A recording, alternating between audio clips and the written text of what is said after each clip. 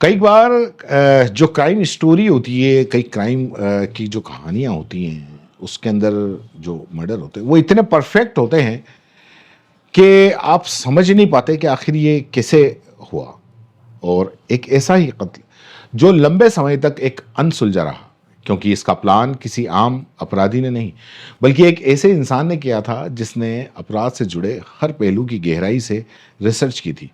उसने crime shows देखे, OTT पर वेब सीरीज देखी, उपन्यास पढ़े, सीरियल किलर की डॉक्यूमेंट्री देखी और तमाम पहलुओं को ध्यान में रखते हुए एक पूरी की पूरी स्क्रिप्ट तैयार की। एक ऐसी स्क्रिप्ट जो उसे बचा सके और किसी और को फंसा सके।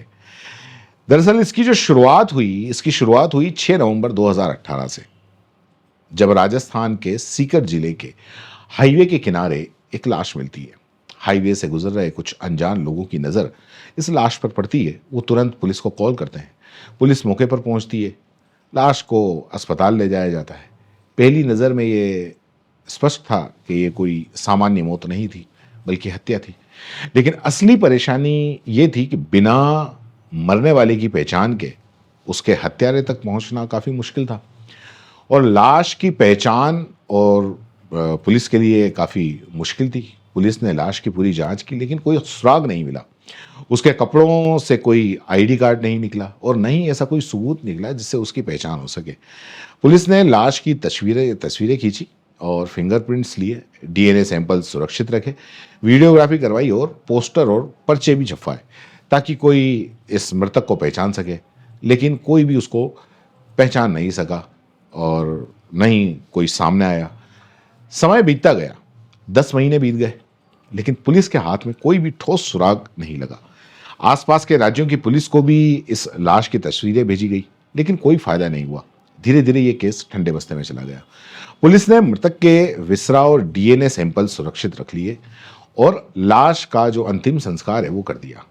अब ये केस पुलिस की फाइलों में कहीं दब गया था। लेकिन 8 सितंबर 2019 को उत्तराखंड की पुलिस राजस्थान के सीकर पुलिस स्टेशन पहुंचती है और वहां के अधिकारियों को एक तस्वीर दिखाती है।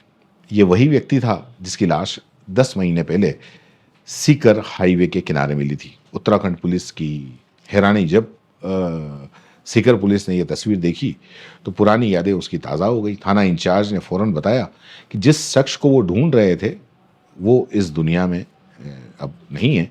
और उत्तराखंड पुलिस ये सुनकर हैरान रह गई कि उन्होंने उस मृतक के परिवार को पहले बुलाया। जो लाश की तस्वीरें जैसे ही उन्होंने देखी परिवारजनों ने, तो देखकर रोने लगे। उन्होंने पुष्टि की कि हाँ, ये उनका बेटा अजय था जो काफ़ी वक्त से लापता था। लेकिन यहाँ जो असली झटका लगना था वो अभी बाकी था।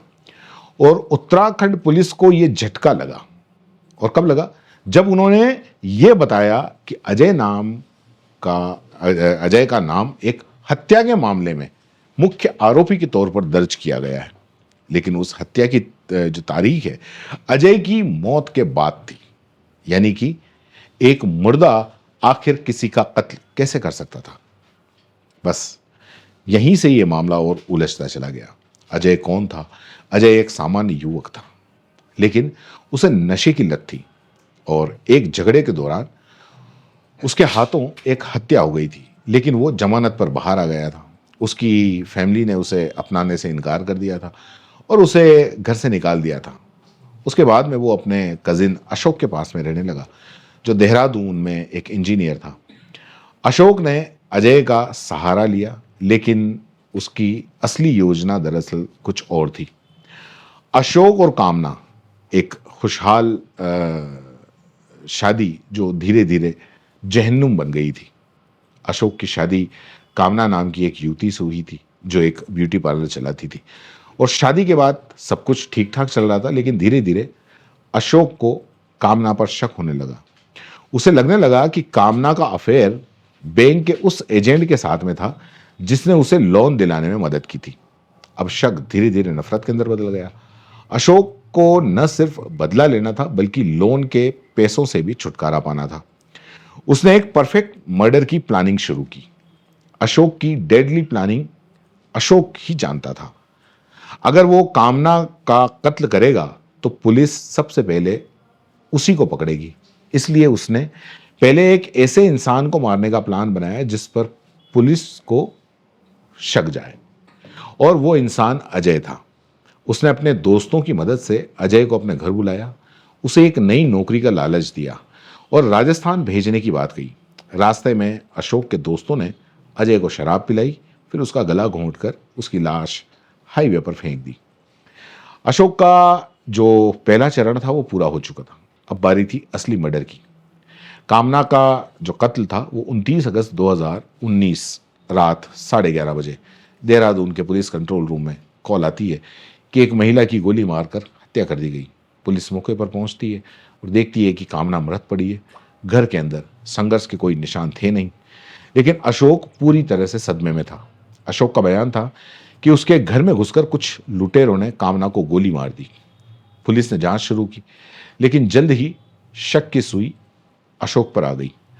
जब उत्तराखंड पुलिस को पता चला कि अजय 10 महीने पहले ही मर चुका है, तो यह तय हो गया कि अजय तो कतई हत्यारा नहीं हो सकता। फिर सवाल ये उठा, तो फिर असली कातिल कौन है? जब पुलिस ने अशोक का मोबाइल डेटा, कॉल रिकॉर्ड और सीसीटीवी फुटेज खंगाला तो कई चौंकाने वाले तथ्य सामने आए।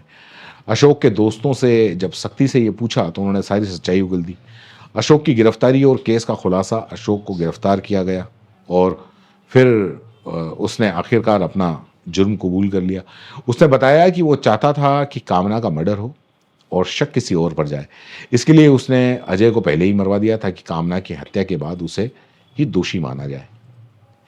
लेकिन उसकी ये चालाकी ज्यादा समय तक नहीं चल सकी। नतीजा, अशोक को फांसी की सजा सुनाई गई और उसके दोस्तों को भी हत्या की साजिश में शामिल होने के लिए आजीवन कारावास हुआ। तो ये केस दरअसल भारत का सबसे चौंकाने वाला मर्डर केसों में से एक है, जहां एक शातिर अपराधी ने अपनी पत्नी को मारने के लिए एक निर्दोष व्यक्ति को मार भी दिया और उसको हत्यारा भी बना दिया। लेकिन उसकी परफेक्ट मर्डर की स्क्रिप्ट आखिरकार पुलिस की तेजी और सटीक जांच के आगे फेल हो गई।